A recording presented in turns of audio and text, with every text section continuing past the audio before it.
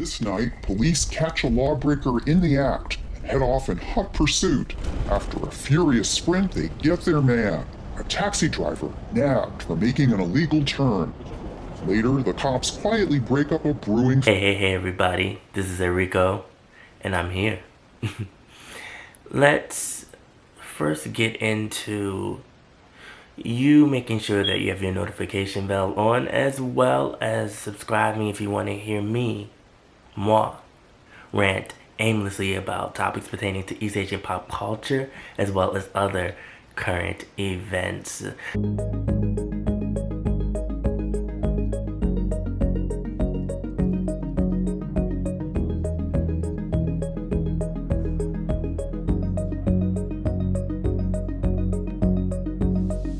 A lot of apathy here has allowed people like me to be abused and mistreated. So even if we lose, which I highly doubt, I think that if we can shine a light on some of the things that most people they say, oh, it's a foreigner thing, or it's just people that are just being troublemakers.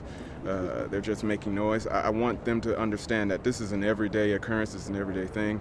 So this first topic comes from Japan, and it has to do with their wonderful, nifty, taking a walk, jogging around all over Japan, these police officers. And when a lot of people think of Japan's policing system, they think about these people who are very understanding, people who don't get mad. They're kind of stone-faced, and they're constantly just around. They're kind of like the bodyguards, really, of Japan.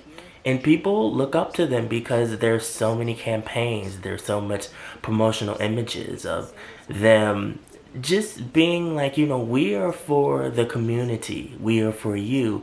Look at our mascot. Look at us do our dance. Like, we love you guys. You should love us too. But there's been issues, and there's many issues among issues, where there are some people that feel like that there are too many police officers, and that the Japanese government and the systems don't need this many police officers. But meanwhile, the government's like, oh no, we do need them, because for all these little things that are going on, where people being harassed, people are losing things, people just need a friendly neighbor.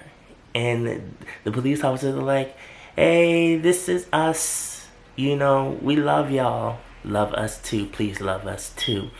But then there's a sector in the Japanese society that is constantly growing, and it's people that are not from Japan, people that are foreigners, and they constantly have run-ins with the Japanese police, and it has to do with just how they look. I was stopped by the police more than 10 times. So when things happen that much, you start to realize, am I wrong? Am I doing something wrong? That's why they're stopping me. Many foreigners come in, many people who are born with different face but are Japanese citizens, who are young children in school. There are many population of the foreigners' roots. So I think right now is the right moment to change a thing for a good place. A lot of apathy here has allowed people like me to be abused and mistreated. So even if we lose, which I highly doubt, I think that if we can shine a light on some of the things that most people they say, oh, it's a foreigner thing. Their phenotype. There are people who are foreigners who may have been born in Japan. There are people that are foreigners who may have got, that card to say that now I am a Japanese citizen. And so they try to go on about their lives. Now, I'm not saying that there aren't some foreigners that go to Japan and they don't mess up everything. And Japan, for the most part, is peaceful. But then we got some people that do come over there and they just think, I'm in Japan.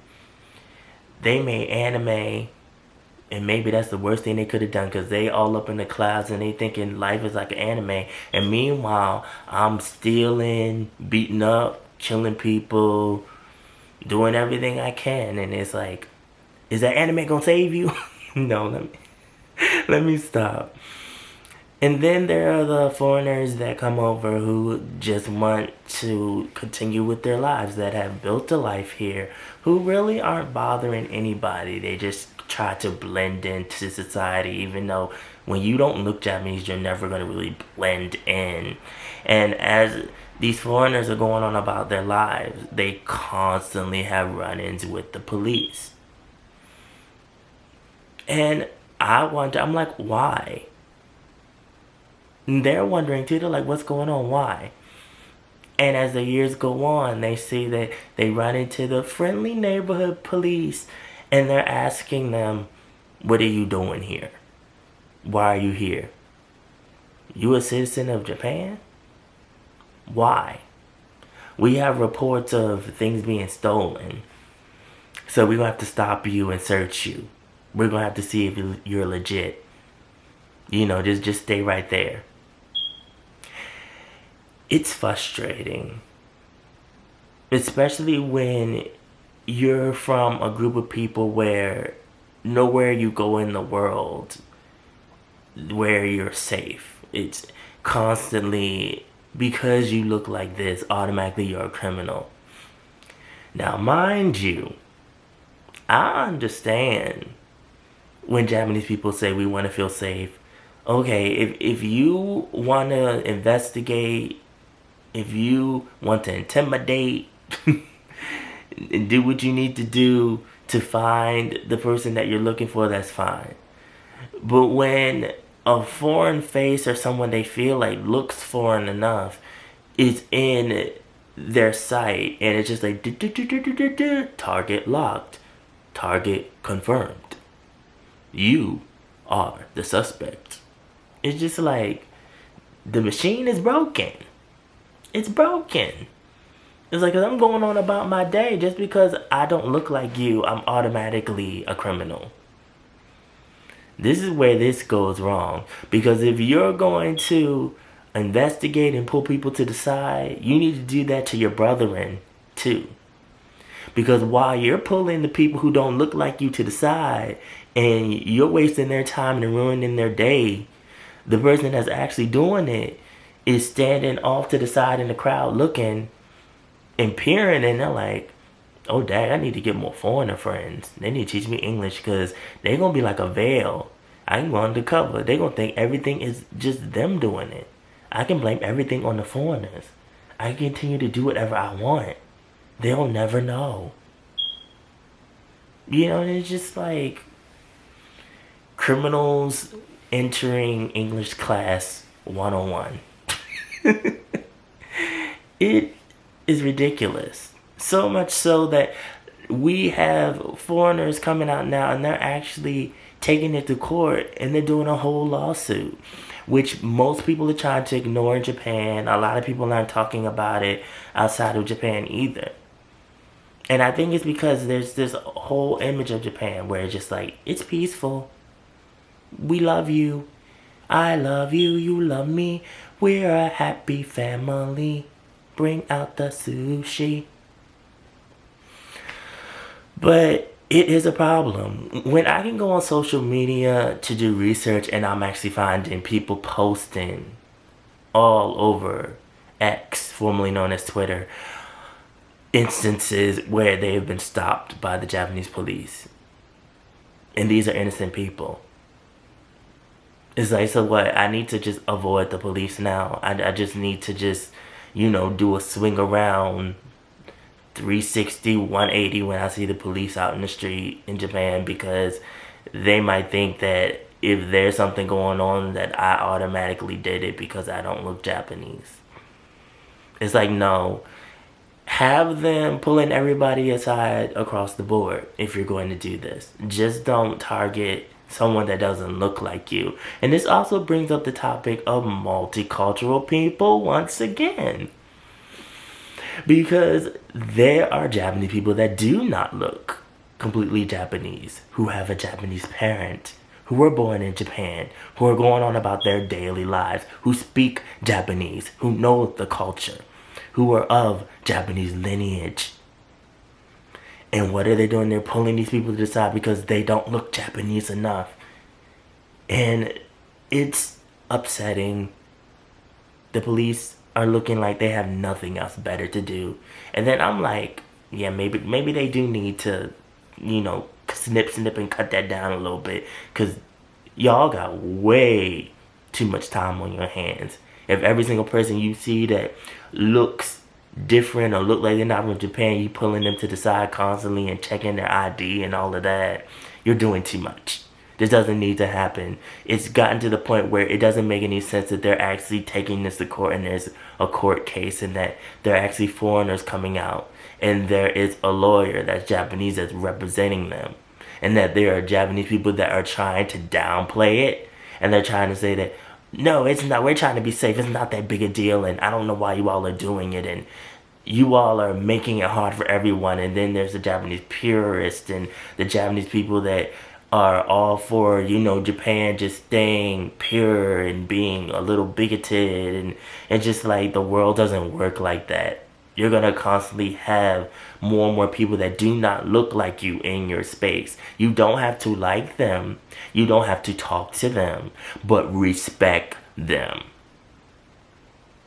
Because all of us make this world go round. And to the foreigners that are going to Japan and they are messing up everything, yeah, you all need to be thrown in jail. But you're also making it bad for the people that are not doing anything at all. Stop it. Just stop. But what I do not want to stop is this whole idea and discussion about J-pop being more global and being open beyond the borders of Japan.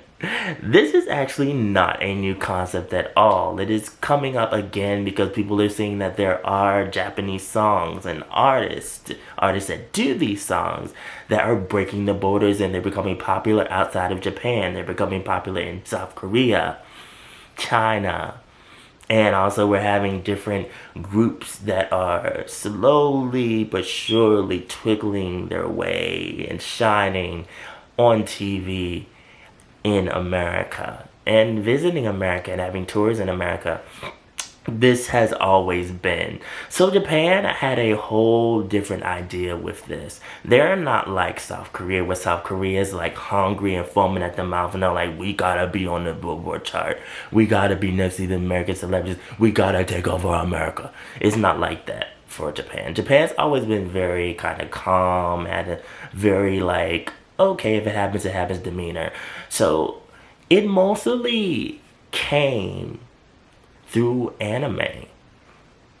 So there are a lot of people who might not even listen to J-pop who know certain songs because it's associated with anime throughout the years. And there are a lot of people that find out about artists through anime. And it's funny because this system actually works in Japan as well, where there are artists where their song will get chosen for anime that happens to be popular. It could be the opening theme song or ending theme song. And people go and they check out this artist's music and the artist blows up. It happens with Americans too. The difference is that it is for a certain market of people. So there's always been Japanese artists coming to America, Japanese artists doing different conventions like Otakon, having their own tours and just going to different arenas. And a lot of people that are into anime and into manga and that whole like setup, they gravitate toward it. And it hasn't always been about them being super mainstream like K-pop is trying to be and being on the Billboard charts. It was more about having a set fan base through this whole thing that Japan has cultivated. And so I came from an era where there were always Japanese artists, and a lot of people like to contribute K-pop to to being the one that opened the door to like East Asian music. It's not exactly true because actually a lot of Japanese artists' CDs were in stores before K-pop. Also, there were Japanese artists that actually were #1 on the Billboard before K-pop. It's just that it was a time in history where it came and it went. And, you know, a lot of people didn't really make a big deal about it. But it definitely happened. And it was monumental when it happened. K-pop is here now because there was a growing fan base that happened through YouTube. And I will constantly say this. For K-pop and J-pop, they need to give a big, huge bouquet to YouTube. Because if it wasn't for YouTube, they would not be known at all. That's what really started the wave. And it is funny because there are a lot of idol groups where one of the biggest companies was not even really allowing the music videos to be on YouTube. There were people, if you know, back in the days where people were putting codes in the title of the music video because they were afraid that they were going to take it down. There were a lot of idol groups where they had to sneak and put it up, and it would be in the comment section like, hurry up and watch it because you know they're going to take this down, brother. They're going to take it down. And you know, people would be like whispering like, oh, those were the days. Those were the days. And it's fun now to see that Japan is catching up. And I'm seeing a lot of the groups that I used to have to kind of really dig and scour for on the internet now just have their content up. And now you get to see like the new generation of the idol groups and these artists. They all have their own YouTube channels and they're slowly going towards streaming. And it's also making the manga sales and anime views go up. And more people are like, oh yeah, I know this artist from this anime. Oh yeah, I'm here because that song was with this anime. And it's a great system. And it's not really broken. And Japan is just in their own lane, in their own area, and they're chilling, basically. But this is something that has always been, and it's just that Japan was always very low-key with it, and it was not something that they were doing on purpose. It was something that just was. Like, it's like, oh, you all like what we're doing? That's cool. I appreciate it.